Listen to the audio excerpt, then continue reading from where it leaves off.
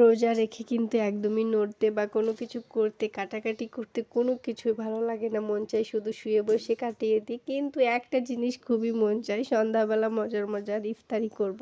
এটা কিন্তু সবসময় মন চায়। আমার মতো আপনিও চাইলে রোজার আগের দিন একটু কাজ গুছিয়ে রাখলে পুরা রমজান মাসটা বসে কাটিয়ে দিতে পারবেন। সেই টিপসটা আপনাদের সাথে শেয়ার করব। হ্যালো সবাইকে, সবার কী অবস্থা, সবাই কেমন আছেন? তো রোজার প্রস্তুতি নিয়ে চলে আসলাম। আমি এখানে হচ্ছে এক বক্স টমেটো কেটে রেখে দিচ্ছি, কারণ এখন কিন্তু টমেটো সিজন প্রায় শেষ। দেখা যাবে রোজার ভিতরেই টমেটো শেষ হয়ে যাবে। এই কারণে হচ্ছে আমি টমেটোটা কেটে রেখে দিচ্ছি, কোনো কিছু বানানোর সময় আমি এখান থেকে বের করে দিতে পারবো। এদিকে হচ্ছে ধনেপাতাগুলো আমি হচ্ছে ফ্রোজেন করে রেখে। এই শাকটা এমন একটা শাক যেটা সব কিছুর সাথেই খাওয়া যায়, আর আমার তো অনেক পছন্দের একটা শাক। এটা মনে হয় কাঁচাই খেয়ে ফেলে দিই এমন একটা অবস্থা। সেটা যদি ইফতারিতে না রাখতে পারি তাহলে কি হয় বলেন তো? এই কারণে হচ্ছে আমি পাতাগুলো এত ফ্রেশ পালাম, এই কারণে হচ্ছে খুব সুন্দর মতো প্রথমে ধুয়ে নিলাম। এরপর একটু পানিটা শুকাই গেলে আমি হচ্ছে কুচি কুচি করে ফ্রোজেন করে রেখে দিচ্ছি। এটা হচ্ছে ডিপ ফ্রিজে রাখবো। কিছু শাক আমি আস্ত করেই রেখে দিচ্ছি, ওগুলো হচ্ছে আমি চপ বানাই খাইতে পারবো। আর এই যেগুলো কুচি করে রাখলাম এটা হচ্ছে ডাউল বা কোনো কিছু ভাজির উপরে আমি সেটাই দিতে পারবো, এই আর কি। তো হচ্ছে এগুলো আমি ডিপ ফ্রিজেই রেখে দিব।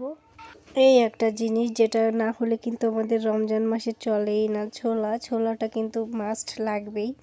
তো ছোলাটা সেদ্ধ করতে কিন্তু আমাদের অনেকটা সময় ব্যয় হয়ে যায়। সেই ছোলাটা যদি সেদ্ধ করা হাতের কাছে পাই তাহলে কেমন হয় বলুন তো?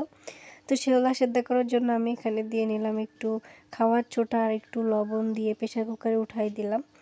এরপর হচ্ছে প্রেসার কুকার থেকে নামিয়ে খুব সুন্দর মতো ছোলাগুলো ধুয়ে নিলাম। এখন ধোয়ার পর আমি যতটুকু আমার লাগবে পরিমাণ মতো করে প্যাকেটে করে ভরে রাখবো। এখানে হচ্ছে এক এক পিস আলু দিব আর হচ্ছে ছোলা দিব। আলুটা দিলে হয় কি, ছোলাটা একটু মাখো মাখো টাইপের হয়, খেতে বেশি ভালো লাগে এই আর কি। আর ছোলাগুলো সেদ্ধ করার আগে কিন্তু সারা রাত আমি ভিজিয়ে রেখেছিলাম। তারপর হচ্ছে প্রেসার কুকারে দিয়ে সেদ্ধ করে নিলাম। আর আপনারা যারা আমার ভিডিও দেখে সিদ্ধ করতে চাচ্ছেন তারা কিন্তু যদি পাতিলে বা কড়াই সেদ্ধ করেন তাহলে হচ্ছে বেকিং সোডার পরিমাণটা একটু বেশি দিবেন, খাওয়ার ছোটার পরিমাণটা একটু বেশি দিলে আপনার ছোলাটা খুব তাড়াতাড়ি গলে যাবে।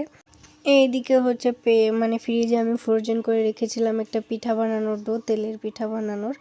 যেহেতু রমজান মাসে অনেক কিছুই খেতে ইচ্ছা করার, ইফতারে যদি অনেক কিছু থাকে তাহলে দেখতেও ভালো লাগে, চোখের একটা শান্তি আর কি।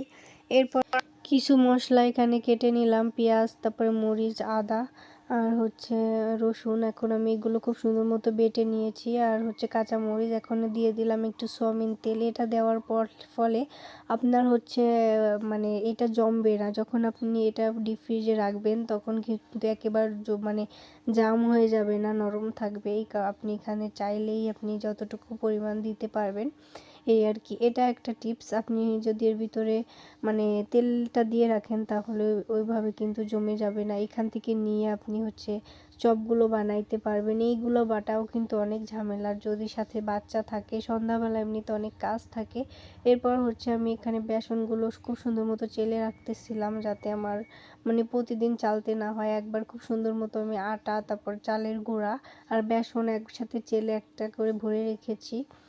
এখন হচ্ছে আমি এই যে সেসি শাকগুলো তুলে নিলাম। এই শাকের চপ যে এত ভালো লাগে কি বলবো। আপনাদেরকে এই শাকের একটা রেসিপি দিব অবশ্যই, একদিন হলো আপনারা খেয়ে দেখবেন কেমন লাগে। আর যেগুলো বাজার থেকে কিনে আনা হয়েছিল ওইগুলো সব কিছু আমি হচ্ছে বয়মে করে রেখে দিলাম যাতে সব কিছু হাতের কাছে থাকে, এই কারণে। তো এখানে হচ্ছে বেসন, খাবার ছোটা, চিনি, আটা, তারপরে হচ্ছে মরিচের গুঁড়া, এগুলো সব কিছু হচ্ছে আমি এখানে গুছিয়ে রাখলাম।